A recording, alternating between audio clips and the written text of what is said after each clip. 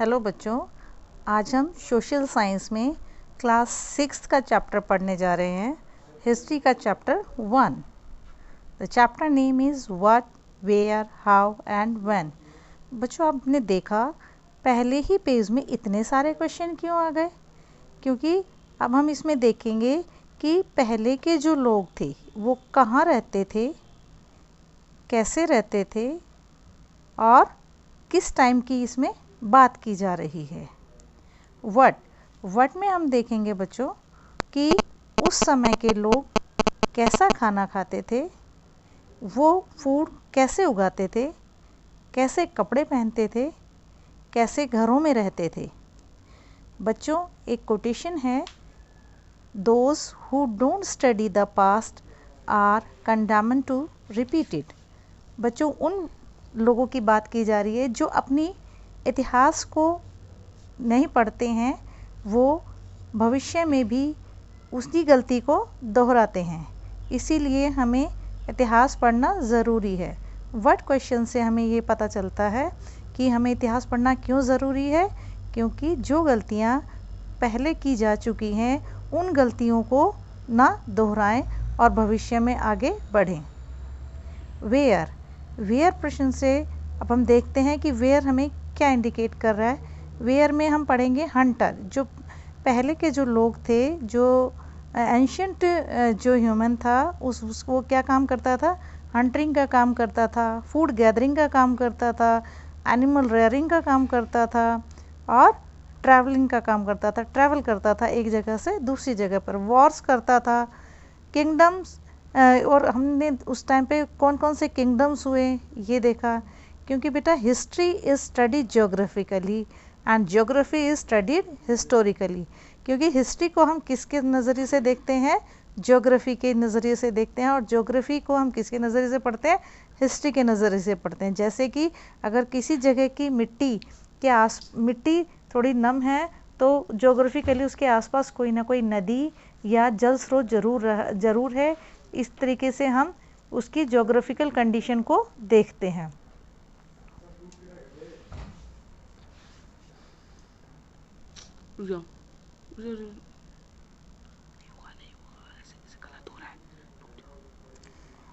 अब बच्चों बात करते हैं इंडिया। इंडिया का नाम इंडिया क्यों पड़ा? क्योंकि इंडिया इंडस रिवर से इंस्पायर्ड है। इंडस को संस्कृत में सिंधु भी कहा जाता है, और जो ईरानियन और जो ग्रीक थे उन्होंने इसे हिंदूज और इंडोज भी बोला है। भारत कहाँ का जिक्र कहाँ है बेटा? ये ऋग्वेद में इसका जिक्र आया है। नॉर्थ वेस्ट के जो पीपल थे उन्हें ऋग्वेदा में भारत कहा गया। जो ऋग्वेदा संस्कृत का एक स्पिरिचुअल ग्रंथ है।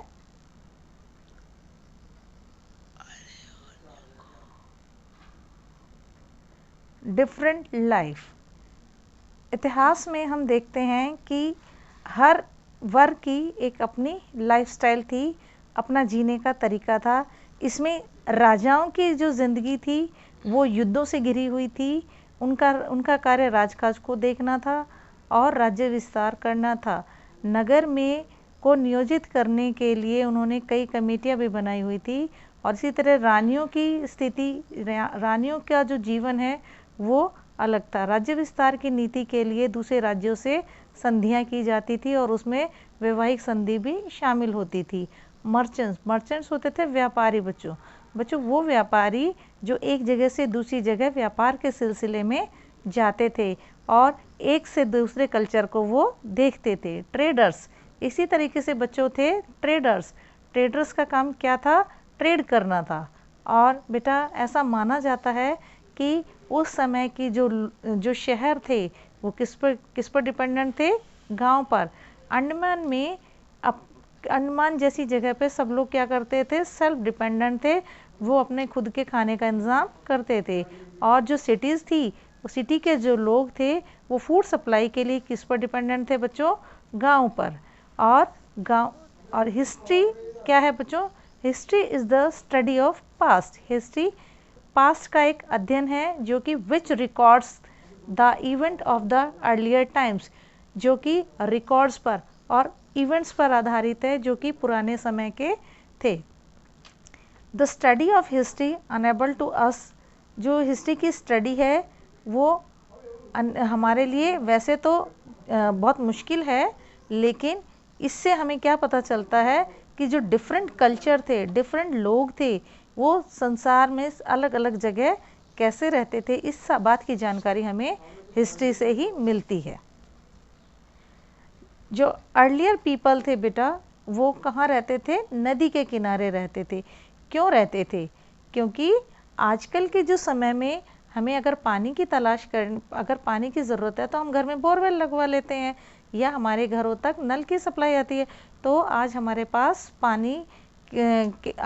अच्छी टेक्नोलॉजी होने के कारण पानी पहुंचना बहुत आसान है, लेकिन पुराने समय में जो अर्लियर पीपल थे उनके पास ऐसी कोई सुविधा नहीं थी, इसीलिए उन्होंने नदी के किनारे अपना घर बना लिया, वो वहीं रहने लगे। और क्यों रहने लगे बेटा? In search of food and water, food और वाटर के लिए। और वो क्या थे बेटा? स्किल्ड हंटर्स एंड गैदर्स थे।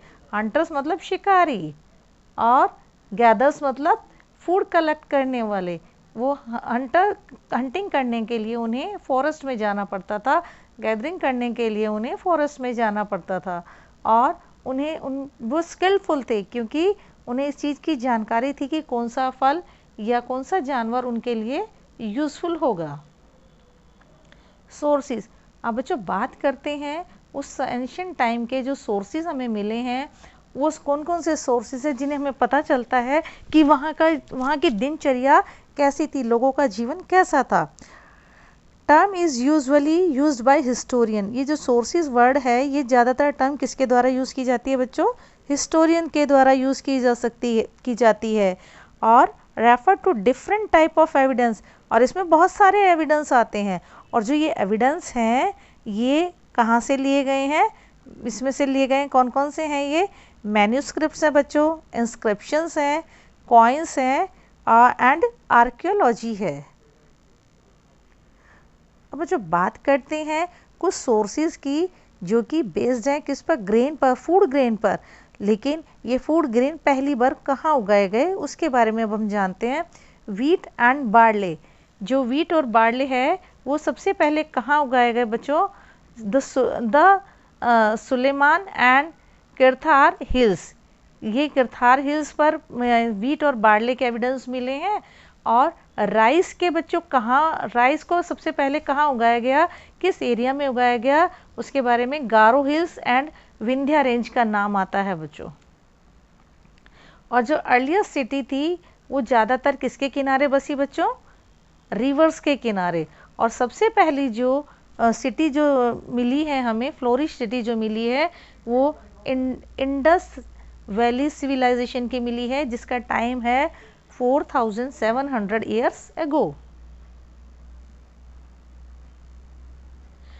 One of the most powerful empire जो मगध था, वो बहुत पावरफुल एम्पायर के रूप में डेवलप हुआ। और ये बच्चों इसका एरिया क्या था? South of Ganga, the south part of Ganga. Usually जो अर्लिएस्ट पीपल थे वो मूव करते थे एक प्लेस से दूसरे प्लेस पर। किसके लिए मूव करते थे बच्चों? वो फूड के लिए और अपने आप को वेदर से बचाने के लिए। और बेटा जो वर्ड इंडिया है वो कहाँ से आया है? इंडस से। और ये क्या नाम है? एक ग्रीक नेम है, किसका? रिवर सिंधु का। और जो भारत है वो नेम कहाँ से निकला है बच्चों? अभी हमने पढ़ा था कहाँ से निकला ये? ऋग्वेदा से। ऋग्वेदा में क्या है? For a graceful people lived in the north west. उनके लिए वर्ड आया है कि ऐसे लोग जो ग्रेसफुल हैं और कहाँ रहते हैं? नॉर्थ वेस्ट में। आप we can find information about past. अगर हमें पास्ट की अगर कोई इंफॉर्मेशन चाहिए तो हम किस पर डिपेंडेंट है? हमारे मैन्यूस्क्रिप्ट्स पर, इंस्क्रिप्शंस पर, मॉन्यूमेंट्स पर and many other excavated things. ऐसी बहुत सारी चीज़ें जो कि खुदाई करके निकाली गई हैं, जैसे burials, coins, tools and weapon etcetera. अब जो वर्ड आता है बच्चों, हमारी बुक का जो नाम है पास्ट, तो ये जो पास्ट वर्ड है ये किस फॉर्म में लिखा गया बच्चों? प्लूरल फॉर्म में, क्योंकि पास्ट किसी एक व्यक्ति का नहीं, किसी एक कल्चर का नहीं, बल्कि बहुत सारे अलग अलग कल्चर्स के बारे में, उनके रहन सहन के बारे में, उनके खान पान के बारे में हमने इसमें देखा है। और डिफरेंट टाइप के हमें यहाँ मैन्यूस्क्रिप्ट्स, इंस्क्रिप्शंस और टूल्स मिले हैं, ब्रिल्स मिले हैं, इन सब के बारे में बहुत सारी चीज़ें हैं, इसीलिए इसका नाम क्या लिखा गया है? पास्ट, प्लूरल फॉर्म में। The past was different from the group of people, ये किससे है? ग्रुप ऑफ पीपल से बिल्कुल अलग है। और बच्चों archaeology, what is archaeology? Archaeology is a term, archaeology help us to find about the life of the ordinary people who didn't maintain any written record of their lives. Archaeology वो कला है जिसमें हम ऑर्डिनरी पीपल कैसे रहते थे, क्योंकि उनके पास कोई रिटर्न रिकॉर्ड, उनकी ज़िंदगी कैसे जी जाती थी उसका कोई रिटर्न रिकॉर्ड नहीं है, इसीलिए हम उस पद्धति के द्वारा, आर्कियोलॉजी के द्वारा इसके बारे में जान सकते हैं। और जो भी डेट्स हैं, अगर हम डेट्स को काउंट करते हैं तो उसके लिए कुछ टर्म यूज़ की जाती है बच्चों। जो ऑल डेट्स हैं जो बिफोर क्राइस्ट के बर्थ से पहले हैं, वो किस में काउंट होती है बेटा? BC। किस टर्म में यूज़ होती है? BC। उसे क्या कहते हैं? Before Christ. क्या कहते हैं बच्चों उसे? बिफोर क्राइस्ट, यानी क्राइस्ट से के जन्म से पहले। और and date after the birth of Christ are counted in AD। और जो क्राइस्ट के जन्म के बाद की जो डेट होती है बच्चों, वो किस टर्म में यूज़ की जाती है? AD। AD का मीन्स है एनो डोमिनी। AD मीन्स है एनो डोमिनी। जो समटाइम्स, अभी कुछ टाइम में एक नया टर्म यूज़ हुआ है जिसे क्या कहते हैं? CE। क्या कहते हैं उस टर्म को? CE। CE means common era. CE means common era. And BCE। BCE की टर्म किस लिए यूज़ की जाती है बच्चों? Before common era. किसके लिए यूज़ की जाती है बच्चों? Before common era. और अब AD इज़ यूज इंस्टेड, पहले जो टर्म यूज़ की जाती थी AD और BC यूज़ की जाती थी, और आज जो टर्म यूज़ की जाती है वो क्या यूज़ की जाती है बच्चों? CE and BCE। CE मतलब कॉमन एरा और BCE मतलब before common era. Common era बच्चों ये करंट का समय, जिसमें कि अभी हम 2020 की बात कर रहे हैं, तो इसके लिए हम क्या लिखेंगे? 2020 CE। ठीक है। और क्राइस्ट के बर्थ से पहले की जो डेट है उसे हम क्या लिखेंगे? BCE। व्हेन, अब बच्चों हम बात करते हैं व्हेन में, उन्हीं डेट्स को हम एक बार दोबारा से देखेंगे उनके फुल फॉर्म के रूप में। AD means anno domini. BC means before Christ. ये दोनों टर्म्स पहले यूज़ की जाती थी, आज भी कई किताबों में हमें ये देखने को मिल जाता है। और AD का मीन्स है in the year of the Lord, वो साल जिसमें जीसस क्राइस्ट का बर्थ था, तो उस ईयर को वो कहाँ से शुरू होता है? वो AD से। AD या CE यानी कि कॉमन एरा। CE का मतलब क्या होता है? Common era.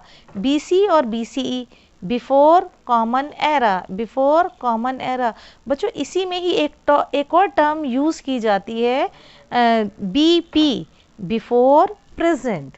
Before present.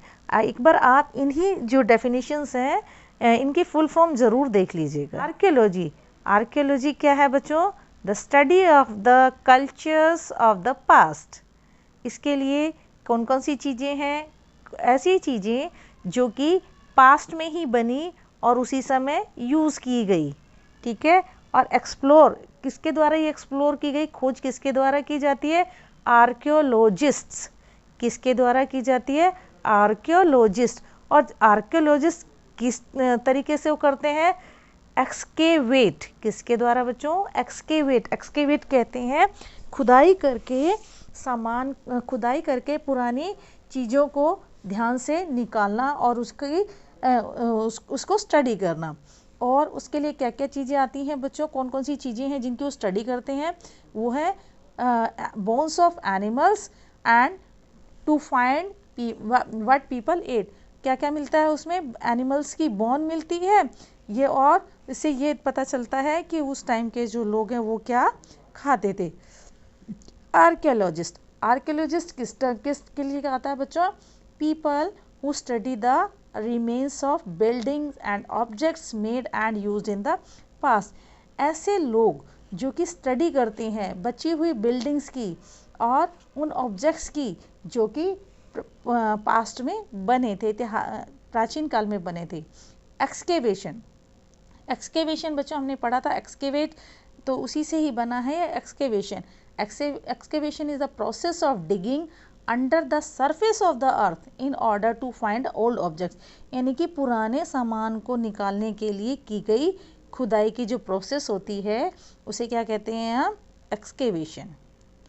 अब बच्चों बार बार हम बात कर रहे हैं इंस्क्रिप्शंस इंस्क्रिप्शंस इंस्क्रिप्शंस, आखिर ये इंस्क्रिप्शंस है क्या, ये टर्म किसके लिए यूज़ किया जाती है, अब हम इसे देखते हैं। Inscriptions is a written record. Inscription क्या है, एक रिटन रिकॉर्ड से उस टाइम का जो engraved on very hard surface, जो कि किसके ऊपर किया गया था, बहुत हार्ड सरफेस के ऊपर, जैसे कि पत्थर के ऊपर या मेटल के ऊपर या पकी हुई क्ले के द्वारा, ठीक है। और इसके ऊपर क्या होता था बच्चों, इसके ऊपर स्क्रिप्ट्स होती थी। क्या होती थी, स्क्रिप्ट होती थी, जिसमें कि स्क्रिप्ट में क्या क्या चीज़ें होती हैं बच्चों, लेटर्स होते हैं और साइन होते हैं।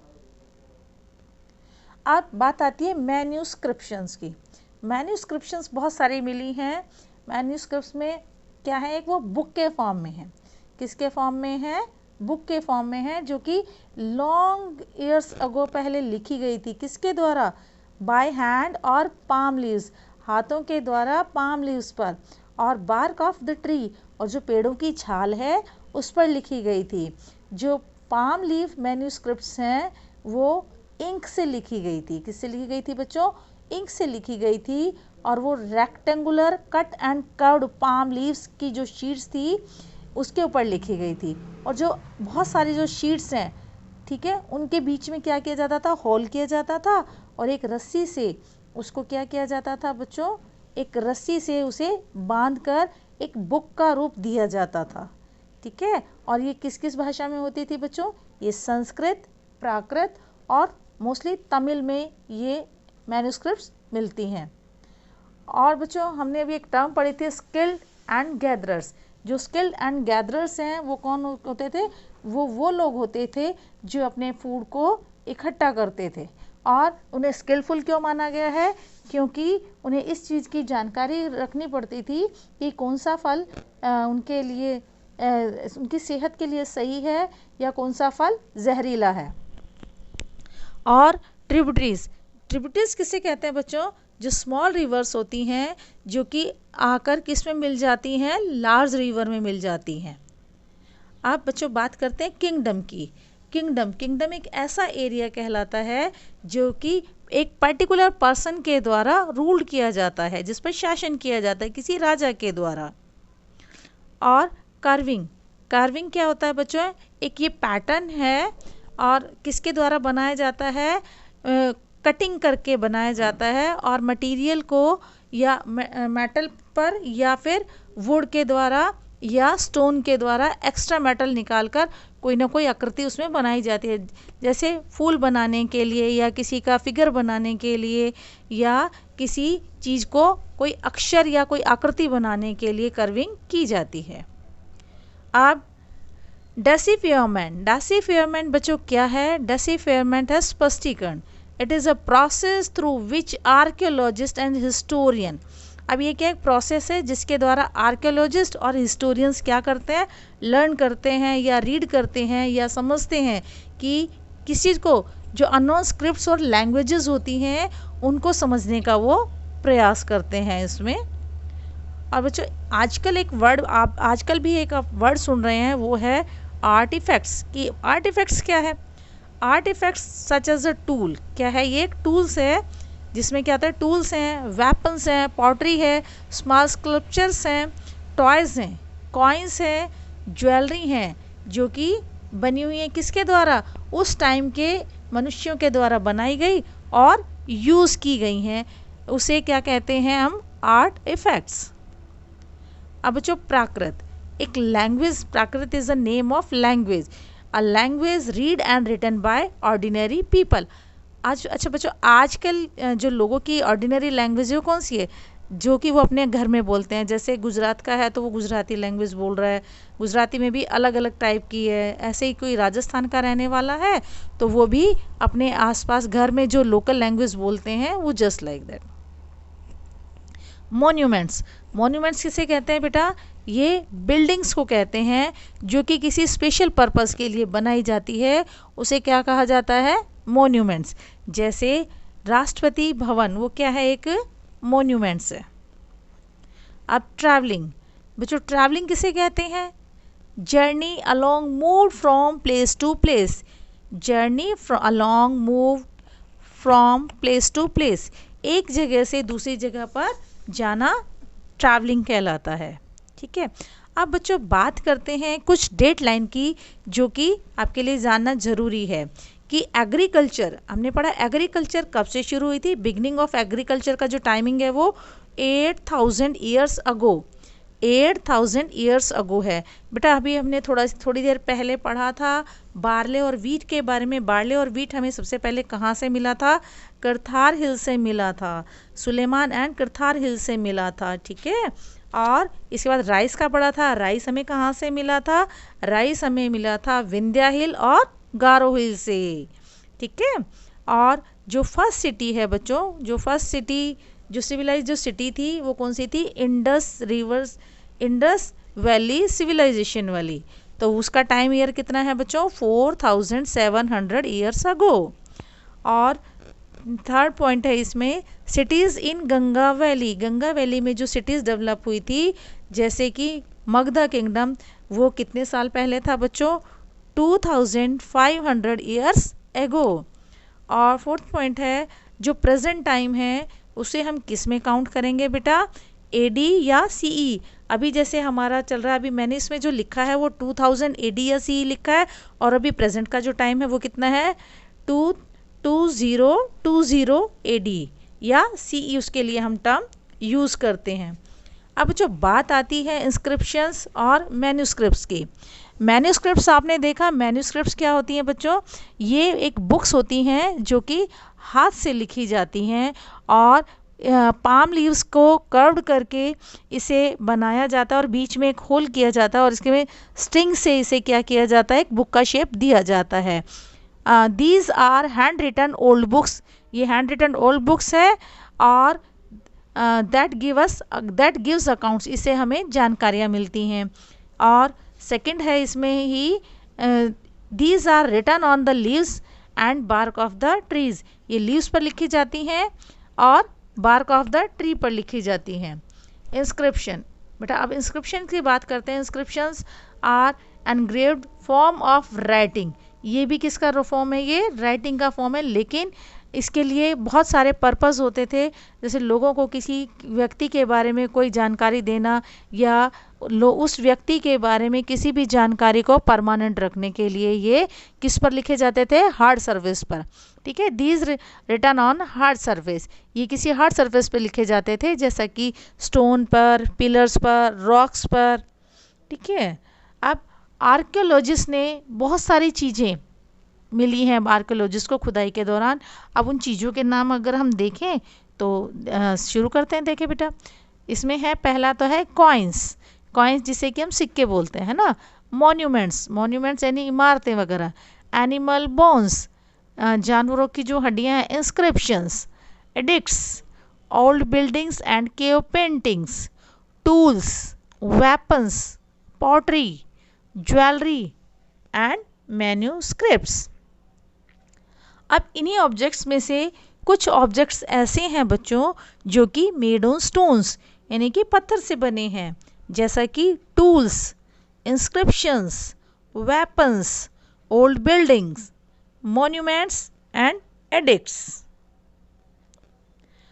अब जब उस टाइम पे बहुत सारी बुक्स लिखी गई थी, लेकिन उनके सब्जेक्ट्स क्या क्या होते थे, अब उनके बारे में हम जानेंगे कि उस समय में astronomy, medicine, lives of Kings, religious book, poetry and science से रिलेटेड बुक्स लिखी जाती थी बच्चों। अगर आपसे मैं पूछूं किसी एक रिलीजियस बुक का नाम बताइए तो आप कौन सी ऐसी रिलीजियस बुक है जो आप पढ़ना पसंद करेंगे?